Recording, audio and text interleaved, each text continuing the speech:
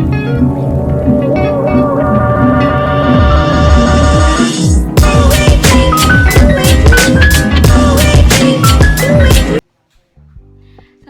warahmatullahi wabarakatuh. Saya Sakti Prameswari dari kelas 2C S1 Ilmu Keperawatan. Di sini saya akan melakukan tindakan SPTK ataupun komunikasi terapeutik pada klien dengan diagnosa keputusasaan. Video ini diajukan untuk memenuhi salah satu tugas dari ujian praktik keperawatan jiwa 1, di mana dosen pengampunya yaitu Pak Indra Gunawan.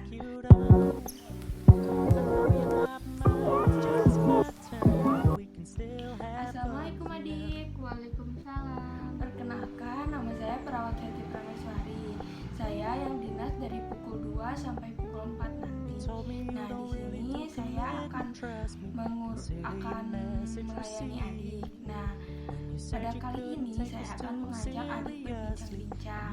Nah, kalau boleh saya tahu, adik siapa namanya? Kirana.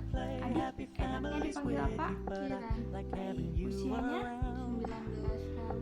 Asalnya dari mana adik? Kewalu. Ya. Jadi kalau boleh saya tahu, bagaimana perasaan adik saat ini? Saya masih larut dalam kesedihan saya. Kalau begitu, boleh nggak kalau kita berbincang-bincang sekitar 10-15 menitan? Apakah adik bersedia? Iya, Kalau tempatnya mau di sini atau adik mau pindah? di sini. Di sini. Baik, kita berbincang-bincang di sini saja ya. Don't worry, I get it. I meant what I said when I said it, lady. Oh, begitu ya adik. Nah, adik kan sekarang sedang bersedih. Kalau boleh, coba adik ceritakan tentang perasaan sedih yang saat ini adik rasakan. Saya bersedih karena putus asa. Saya mencoba daftar ke PTN namun saya gagal. Oh, begitu ya. Ya, saya dapat merasakannya. Kalau boleh saya tahu, sejak kapan adik merasakan kesedihan ini? 1 bulan yang lalu. Kalau boleh saya simpulkan, adik saat ini sedang mengalami keputusasaan. Keputusasaan merupakan suatu keadaan di mana seseorang itu merasa tidak ada pilihan lain lagi untuk menyelesaikan masalahnya, walaupun sebenarnya ia masih memiliki potensi ataupun kemampuan untuk menyelesaikan masalahnya. Nah, bagaimana kalau saya memberikan sedikit tips ataupun cara untuk adik menyelesaikan masalah ini? Boleh, tapi mohon maaf ya kalau saya nanti tidak seperti yang kita harapkan. Baik adik, nggak apa-apa. Nah, di sini saya mengetahui ada beberapa hal yang bisa dilakukan, yaitu mungkin adik bisa menceritakan masalah adik kepada kerabat ataupun keluarga terdekat. Dengan begitu, beban yang adik rasakan setidaknya berkurang. Selain itu, adik juga bisa mengingat lagi atau menuliskan kemampuan atau aspek yang dulu pernah adik lakukan. Coba sekarang ingat kembali hal baik apa yang dulu pernah adik lakukan. Kalau tindakan positif, saya dulu senang membuat es krim, lalu saya bagikan ke ponakan-ponakan saya. Rasanya senang sekali mengingat momen itu, dimana saat itu saya masih anak SMA yang ceria saat itu, tapi pada akhirnya saya beranjak dewasa dan mengalami keputusasaan ini. Oh, wah, adik jago buat es krim ya. Nah, adik, sekarang saya akan buat daftar kemauan adik yang lain sebanyak-banyaknya.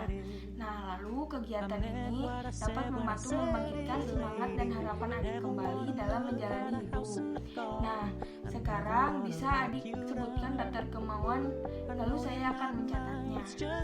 Saya ingin membuat agar-agar ataupun membuat martabak mini. Nah, meskipun adik tidak dapat melakukannya sendiri, adik bisa memberitahukan orang lain caranya ataupun tips-tipsnya untuk membuat agar-agar atau martabak ini. Nah, adik, pesan saya, adik jangan terlalu berlarut dalam kesedihan karena kegagalan adik ini. Nah, adik bisa mencobanya lagi tahun depan dan masih banyak lagi kesempatan-kesempatan adik melihat dari kemampuan yang adik bisa. Adik anak hebat ya, adik anak baik.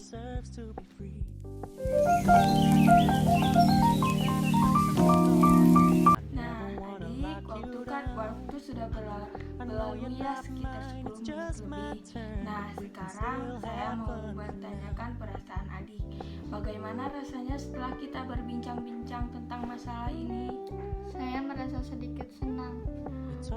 Coba bisakah adik ulangi hal baik apa saja yang bisa dilakukan untuk menyelesaikan masalah? Untuk menyelesaikan masalah yang saya bisa melakukan atau menceritakan masalah yang saya hadapi kepada orang yang saya percaya, dan saya dapat melakukan kemampuan-kemampuan lain yang saya bisa. Oh ya, adik pintar sekali ya dalam mengingat. Nah, adik untuk pertemuan selanjutnya mungkin kita akan lakukan besok. Nah, untuk kontrak waktunya mungkin akan dilakukan pukul 3 sore ya adik. Untuk tempatnya adik mau tetap di sini atau kita berganti ke taman? Di sini. Di sini. Nah, untuk besok kita akan mempraktekkan cara membuat puding atau agar-agar. Nah, apakah adik bersedia? Iya. Baik, kalau adik bersedia, kita lakukan hal itu besok. Nah, terima kasih ya adik untuk hari ini. Mohon maaf apabila ada perkataan saya yang tidak enak ya adik. Kalau begitu saya pamit dulu ya adik. Assalamualaikum. Waalaikumsalam.